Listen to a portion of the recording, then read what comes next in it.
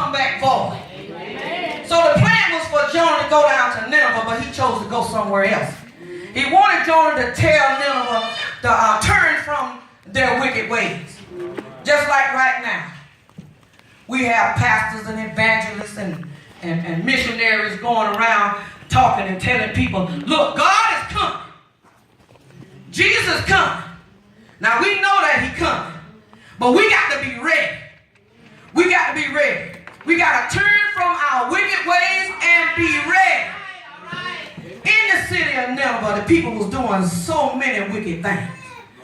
There was fornication going on. Lying going on.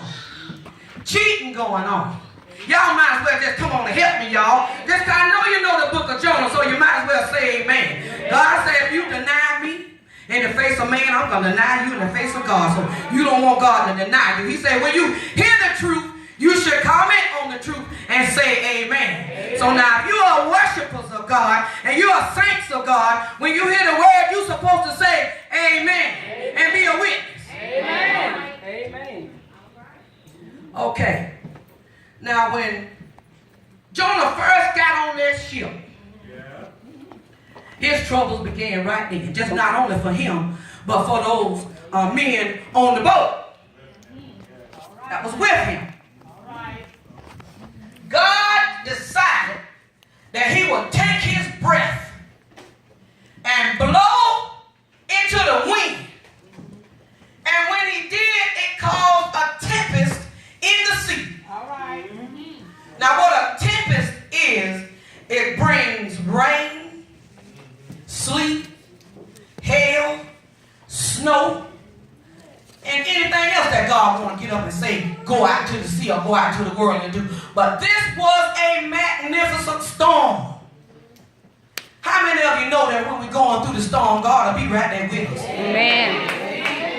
In the hospital, on your sick bed, all you got to do is call out to him and he'll come see about you. Amen. He may not come when you want to, but he's going to come when he sees fit. And all the time and every time, Pastor, he is right on time. Amen. Now, if I would use a subject today, my subject will be, all right now, God. All right now, God. I want to ask you a question. How many of you have been into a situation that someone else pulled you in?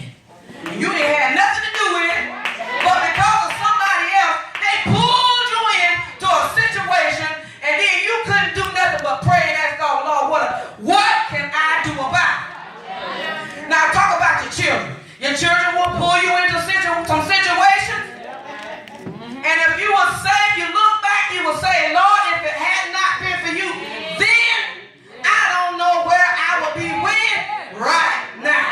So God is a what kind of God, church? Right now, God.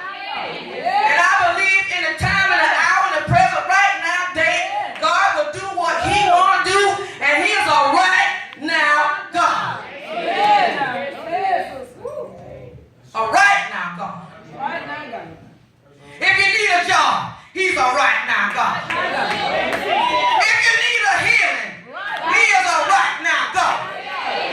If you want him to fix your family problems, guess what? He is a right now God.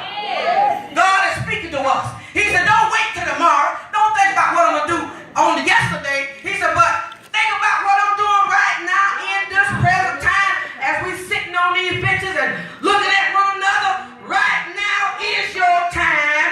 Right now, because God is in the house. He's right now waiting on you to do whatever you ask him to do. But you got to ask. He said you have not because you ask not. So now why don't you just go ahead on and start asking God to fix my problem, Jesus? And then trust and believe in him because he'll do it. Right now. He will do it.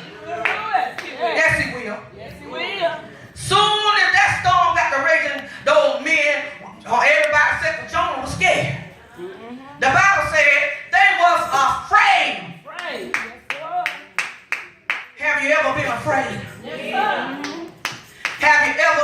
afraid church. You don't know whether to go forward. You don't know whether to go backward. You don't know whether to go to the right. You don't know whether to go to the left. You just scared. When the doctor tell you you ain't got long to live, what you get? You get scared. You ain't got money to pay for your bills. You get scared. Because you might be thrown out your house. You might lose your car. We get scared. And we get afraid. But thank God for God. Thank God for God. He got a way of sending somebody your way that help you out. Amen. And that's what happened with these ships.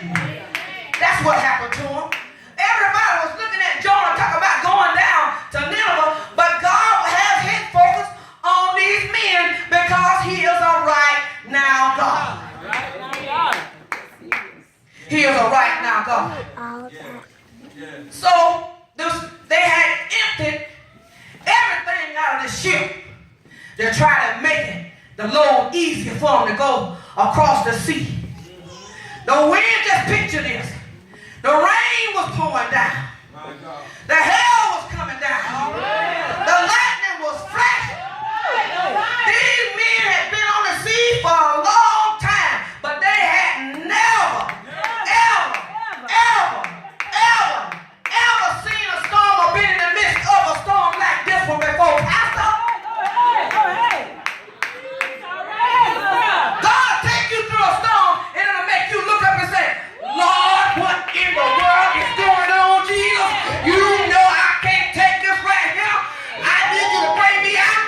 If it wasn't for you, I don't know where I'll be right now. But thank God he is a right now God. Yes, he is. So the shipmaster, y'all know what mariners are.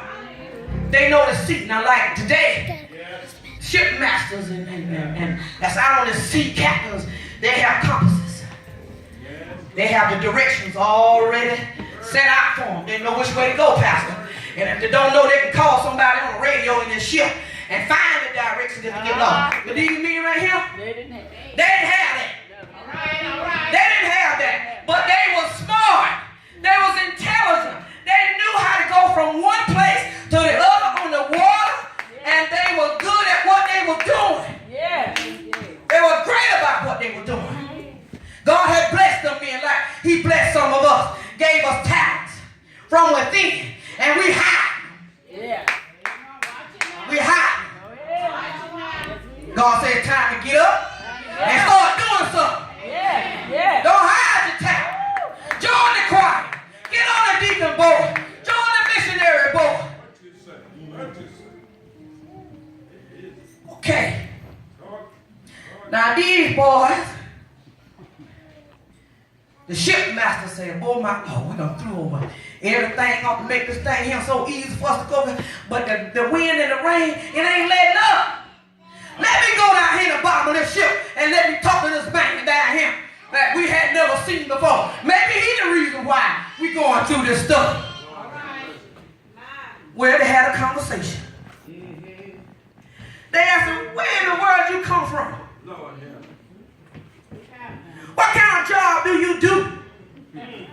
Why has this evil come upon us? We ain't had nothing to do with that. I know we ain't made God angry enough to get mad with us for this here kind of stuff to come our way, so it got to have something to do with you. Sometimes we better check ourselves. Because the storm that we in, we can't blame somebody else for it. We got to blame ourselves for it. Because we be told about stuff and we go right ahead on and jump in the sea and know we can't swim and be expecting for God to get us out. And then the next thing you know, you're talking about, God, I need you, Jesus. Well, Jesus said, well, I need you, but where was you at? I'm going to take my time and do this here thing. You're going to wait on me because you know what? I'm God. And I'm a right now God. I can do anything. Okay. So Jonah said, y'all know the story. Say, it's because of me. It's because of me. Well, at least he told the truth. Some people won't even admit to the truth when they done something they ain't have no business to do and try to pull you into it, Pastor.